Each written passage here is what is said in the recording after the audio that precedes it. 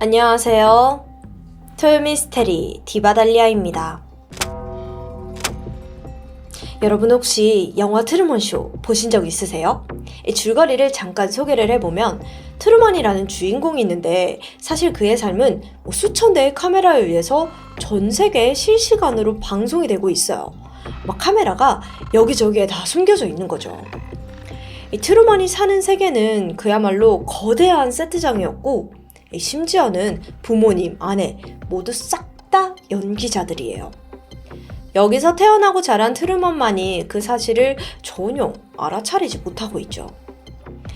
이 설정이 말이 돼? 싶죠? 지금으로부터 약 25년 전인 1998년 소위 현실판 트루먼쇼라고 불리는 리얼 버라이어티 프로가 있었습니다. 이 이야기를 들어보시면 어머머머 이게 실제로 있었더니 맞아? 진짜 이러실 거예요. 1998년 일본 니혼 TV 방송사에서는 흥미로운 오디션이 개최됩니다. 합격자에게는 새 프로그램의 주인공이 되는 기회를 준다는 거죠. 당시에 이 프로는 유명해지기를 원하는 연예인 지망생들에게는 최고의 기회였습니다. 그런데 오디션의 방식이 어딘가 좀 특이해요. 일단 이름은 운에만 의지해야 하는 프로젝트인데 좀 황당한 게 그냥 제비뽑기를 통해서 합격자가 결정되는 방식인 거예요. 다른 기준이나 장치는 전혀 없고요. 좀 특이하죠? 곧 상자 하나가 등장하면서 한 사람씩 제비뽑기를 하는데 다들 실망한 표정만 이어졌습니다. 바로 그때 대박! 한 사람이 소리를 질렀죠. 이 주인공은 나스비라는 예명의 신인 코미디언 하마즈 토모야키였습니다. 제비뽑기 종이에는 승리 이렇게 적혀 있었어요. 이 사람이 당첨된 거예요. 하마즈는 그렇게 새로운 프로젝트의 주인공으로 발탁됩니다. 신인 코미디언에게 메이저 방송사와의 촬영은 엄청난 영광이자 기회였습니다. 그리고 잠시 후 스텝으로 보이는 사람이 다가와서 그에게 안대와 헤드폰을 씌웠고 차에 태워서 어딘가로 이동해요. 하마즈는 어디로 향하는지도 모르는 채 어리둥절했죠. 그 사이 차가 한 건물 앞으로 멈춥니다. 거기에는 한 10평 정도 작은 방이 있었죠. 제작진은 마침내 하마즈의 안대와 헤드폰을 벗기고 이렇게 말합니다. 이번 미션은 경품으로 받은 물건들로만 살아남기입니다. 보니까 이 작은 방 안에는 몇 대의 카메라가 설치되어 있었고요. 경품을 응모할 수 있는 엽서와 그리고 필기구가 있었습니다. 그러니까 라디오에나 아니면 잡지에 사연을 보내고 이 선물을 받는 것처럼 엽서로 응모를 해서 상품을 받으라는 말인 거예요. 그리고 방 안에 주어진 건 한 끼 분량의 빵이 전부였습니다. 그 후로는 무조건 상품 응모를 통해서야만 이 음식을 구해야만 했어요. 굉장히 갑작스럽죠. 잠시 후 제작진이 다가오더니 하마즈가 가지고 있던 모든 소지품, 심지어 옷도 전부 압수당합니다. 하마즈는 그냥 벌거벗은 채 보여지는 거죠. 그러면 하마즈는 여기서 언제쯤 나갈 수 있는 걸까요?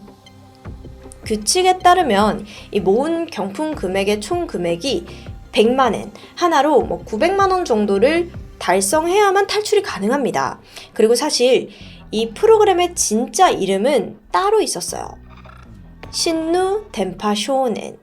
우리말로는 나가라 전파소년, 리얼 버라이어티 프로그램이었습니다. 이게 얼마나 리얼하냐면 하마즈는 방송 내내 거의 알몸 그대로 노출되었어요. 옷은 다 빼앗겼으니까요.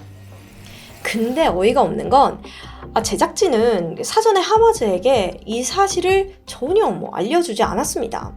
그저 도쿄의 한 연구소에서 주최되는 실험일 거라고 그냥 그 정도로만 말을 해놨던 겁니다. 그렇게 그는 영문도 모른 채 이 프로젝트는 시작됩니다. 하루 이틀 시간이 가죠. 근데 필요한 물건들은 오직 경품으로만 구해야 해요. 하루에 많게는 수백 통의 엽서를 써서 응모를 했습니다. 그러다가 쌀 5kg에 당첨됩니다. 근데 또 여기서 문제가 생겼습니다. 아니 쌀은 당첨됐는데 이게 밥을 지어 먹을 도구가 없잖아요. 그래서 또 열심히 응모를 해서 영양 젤리를 경품으로 받고 그게 들어있던 깡통을 겨우 냄비로 이용을 해요. 아니 근데 이번에는 불이 없잖아요. 그래서 다시 미친 듯이 엽서를 응모를 해서 드디어 가스레인지에 당첨되면서 밥을 짓는 데 성공하고요. 이렇게 겨우 먹는 거는 해결을 했어요. 이번에는 씻는 게 문제였어요. 또 열심히 엽서를 썼고 감금 생활 한 달 만에 드디어 바디워시에 당첨되면서 사람답게 씻을 수 있었습니다. 그 후 하마즈는 요령이 생겼나 봐요. 당첨 확률이 점점 높아졌습니다. 청소기, 접이식 자전거까지 계속해서 당첨이 되는 거예요. 한 번은 TV를 받기도 했는데 정작 안테나가 없어서 보지는 못했지만 어쨌든 덕분에 그의 생활은 조금씩 좋아지기 시작합니다.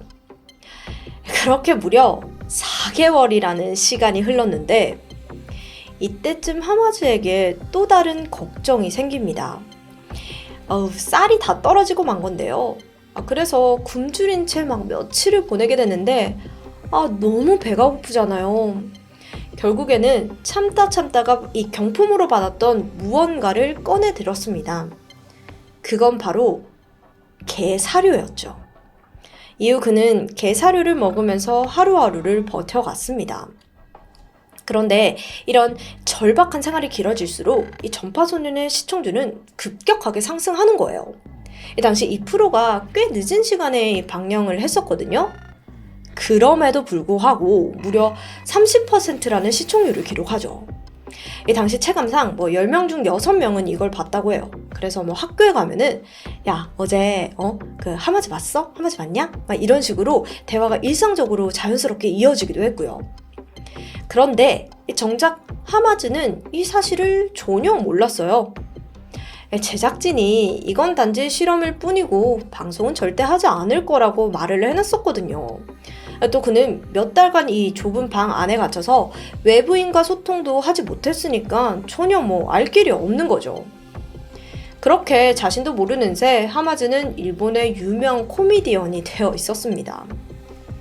이 프로는 일본을 넘어서더니 어느덧 전 세계의 관심을 받게 돼요. 현실판 로빈슨 크루소냐, 리얼 트루먼 쇼가 나온 거다 라면서 각종 언론들이 떠들어댔죠. 근데 부정적인 시각도 있었습니다. 일부 시청자들은 너무 궁지에 몰린 채 살고 있는 하마즈가 안타깝다라는 의견도 있었고 또 건강이 너무 걱정된다라는 염려도 상당했고요. 특히나 그 중에는 하마즈의 부모님도 포함이 되어 있었는데 참 웃긴 게 이 제작진은 부모님에게 그저 저희가 어떤 이유에서 아드님을 관리를 좀 하고 있는데요. 자세한 사항은 저희가 말씀드릴 수가 없어요. 이렇게 통보를 해놓은 상태였어요. 그러다가 어느 날 우연히 TV 프로그램을 봤는데 아들이 턱하니 나온 거예요. 게다가 온 국민이 지금 아들 생존기를 시청을 하고 있으니까 이게 놀랍기도 하고 걱정도 앞섰죠. 마치 동물원의 원숭이 느낌이 나잖아요. 이런 우려들이 계속되자 어느 날 제작진은 의료진을 투입해서 하마즈의 건강 상태를 살펴보았습니다. 다행히 큰 문제가 없다는 결과가 나왔고 그렇게 촬영은 계속되죠. 평균적으로 하마즈는 한 달에 6,000장 정도의 엽서를 작성하면서 수많은 경품들에 당첨되었어요. 밥 먹고 계속 엽서만 썼으니까요. 그래서 받은 이 경품들은 정수기, 바베큐 용품 세트, 낫또, 등심 스테이크, 바나나 이런 음식물들도 포함이 되어 있었습니다. 아니 근데 이거 언제까지 해야 되는 거예요? 시간이 흘러 촬영한 지 어느덧 1년이라는 긴 시간이 지났습니다. 이쯤 되면 탈출 목표 금액을 이미 넘긴 게 아닐까요? 네, 맞아요. 하마즈가 당첨된 경품 금액은 이미 100만엔을 넘어선 지 훌쩍 오래되었습니다. 하지만 제작진은 촬영을 멈추지 않았는데요. 왜냐면 나가라 전파소년이 일본 국민 예능이 되어 있었으니까요. 게다가 매주 엄청난 시청률을 기록하고 있다 보니까 방송국 입장에서는 그만둘 이유가 없었던 겁니다. 처음에는 기존 예능 프로그램처럼 촬영하고 편집하고 송출되는 방식으로 이게 공개가 되었었는데, 이게 워낙 인기가 높다 보니까 나중에는 아예 24시간 생중계 방송까지 합니다. 그나마 다행인 건 1년이 되었을 때 제작진이 하마즈에게 목표 금액을 달성했다는 사실을 알려줬었습니다. 그리고 이를 축하하자는 의미에서 가장 하고 싶은 게 뭐예요? 이렇게 물었어요. 그때 하마즈는 불고기가 먹고 싶다고 해요. 그래서 제작진은 하마즈를 위해서 한국 여행을 계획해 주었고요. 덕분에 그는 잠시 방 안을 벗어나서 한국 여행을 와서 불고기를 맛있게 먹을 수 있었습니다. 근데 스케일이 좀 남다르지만 어찌 보면 당연해요. 국민 대스타가 되었으니까요. 하지만 이야기는 여기서 끝이 아닙니다. 한국 여행을 마치고 제작진은 하마즈에게 이제 일본으로 돌아가야 한다며 다시 안대를 씌웠는데, 잠시 후 도착한 곳은 일본이 아니었습니다. 게다가 이전에 생활했던 방과 뭔가 비슷한 구조의 방인데, 이때 제작진은 이렇게 설명했죠. 이번 미션은 경품으로 살아남기 한국 편입니다. 일본까지의 편도 항공권 금액인 46,900엔을 경품으로 벌어들이세요.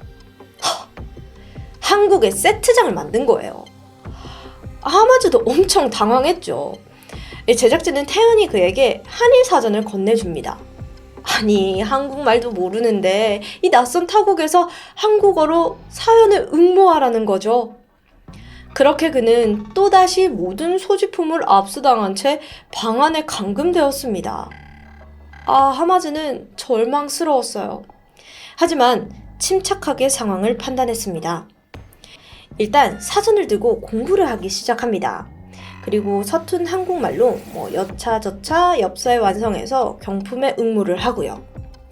그리고 얼마 후 다행히도 당첨 소식이 들려왔고 향수, 바나나, 양념 돼지갈비 같은 다양한 경품들이 도착했습니다.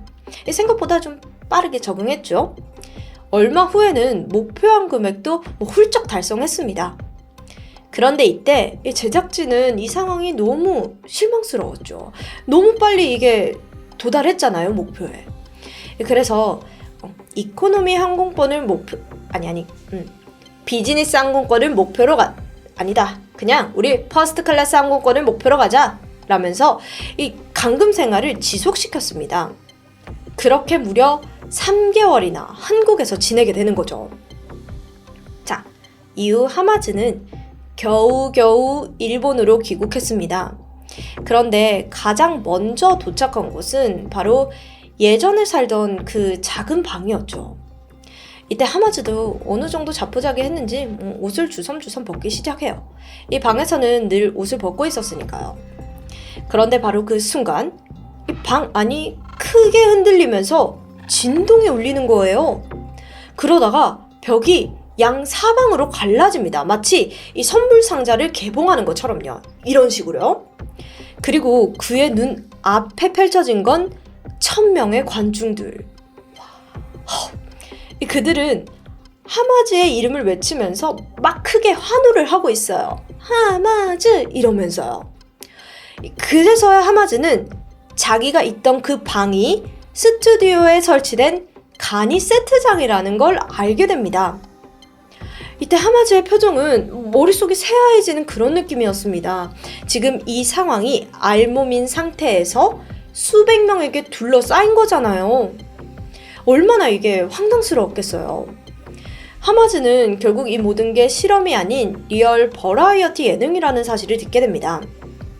게다가 이 프로가 지난 1년간 이 엄청난 인기를 누리면서 현재 자신이 일본의 유명 코미디언이 되어 있다는 것도 그제서야 알게 되죠. 하마즈의 기분은 어땠을까요?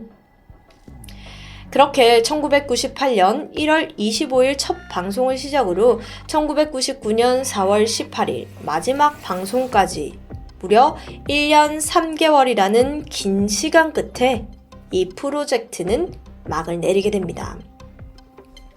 어안이 벙벙한 하마즈.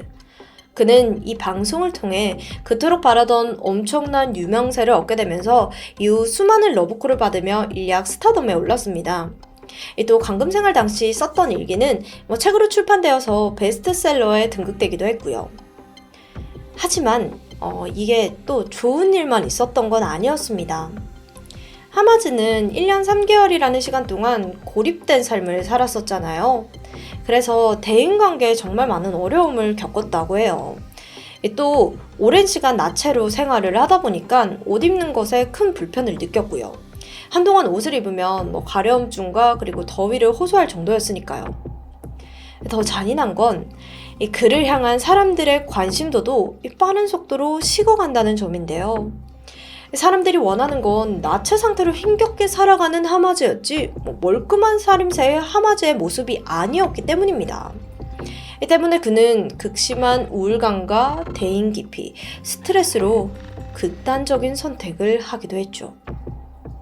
다행히 생명은 지킬 수는 있었지만 그만큼 그가 얼마나 괴로움을 느꼈는지 짐작해 볼 수 있는 부분인데요. 한 인터뷰에서 하마즈는 이런 말을 남겼습니다.